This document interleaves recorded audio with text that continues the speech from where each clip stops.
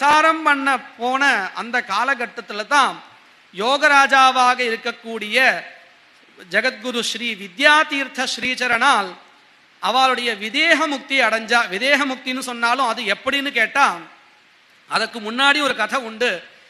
அவளுடைய பிரதம சிஷ்யரா இருக்கக்கூடியதான ஸ்ரீ ஜெகத்குரு பாரதி தீர்த்த ஸ்ரீசரணால கூப்பிட்டு சொன்னாலாம், ஒரு சிலையை காமிச்சாராம். இதோ இங்க தெரிகிறது இல்லையா, இந்த சிலை தான்.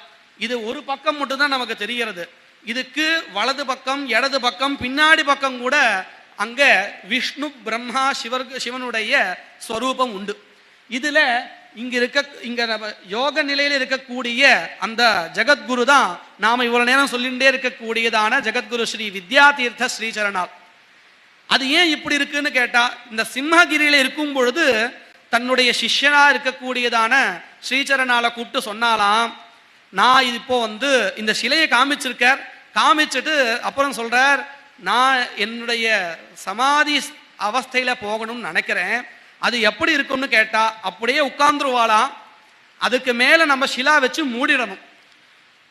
அது எப்படி சொல்றான்னு கேட்டா, மூடிட்டு 12 வருடங்களை கழித்து இதே தேதியில அதை திறந்து பார்க்கணும்.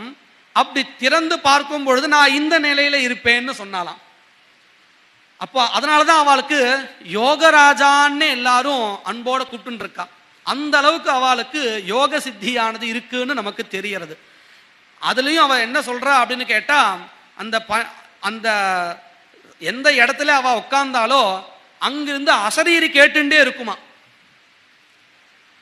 அதனால அந்த கோவில் நிர்மாணம் பண்ணும் பொழுதும் கூட சத்தமே வரக்கூடாதுன்னு சொல்லியிருக்கார். தன்னுடைய அடுத்த மடாதிபதியாக இருந்த ஜெகத்குரு ஸ்ரீ பாரதி தீர்த்த ஸ்ரீசரணால் கிட்ட அதை சொல்லியும் போயிருக்கார். அப்பேற்பட்ட யோக சித்தி அடைஞ்சவராக தான் இருக்கார் ஜெகத்குரு ஸ்ரீ வித்யாதீர்த்த ஸ்ரீசரணால். அப்போ பாரதி தீர்த்த ஸ்ரீசரணாலும் வேண்டிண்டாலாம். ஏன்னு கேட்டா, இன்னொருத்தராக இருக்க மற்ற சன்னியாசியாக இருக்க சிஷ்யராக இருக்கக்கூடியதான ஸ்ரீ வித்யாரண்ய தீர்த்தால் பிரச்சாரத்துக்காக போயிருக்காம். அவ வந்த உடனே நீங்க இந்த பிரவேசம் பண்ணலாமேன்னு கேட்டுண்டாலாம். அதை பத்தி நீ கவலையே படாதே, நான் அனுப்பும் போதே சொல்லிட்டேன், என்னுடைய அசரீரி என்னைக்கு உனக்கு கேட்கிறதோ அன்னைக்குத்தான் நீ திரும்பணும் சிருங்கேரிக்கு அப்படின்னு சொல்லி அனுப்பிச்சிருக்கேன். நம்ம கூப்பிட்டா கூட வரமாட்டார். அதுக்கு என்ன காரணம்? அந்த வித்யாநகரத்தை ஸ்தாபனம் பண்ற வரையில அவர் இங்கே வரக்கூடாது. ஏன்னா அவருடைய லட்சியம் அது. இந்த லட்சியத்தை எப்படி நாம வச்சுக்கணுங்கிறது இந்த குருமார்கிட்ட நாம தெரிஞ்சுக்கணும். இப்படியாக என்ன பண்ணிருக்கான்னா, லம்பிகா யோகான்னு பேரு. நாம இப்போ இந்த பிரார்த்தனை பண்ணும்போது கூட பாடினா, அதுலேயே கூட லம்பிகா யோகன்னு அதை நிர்தேசம் பண்ணினா.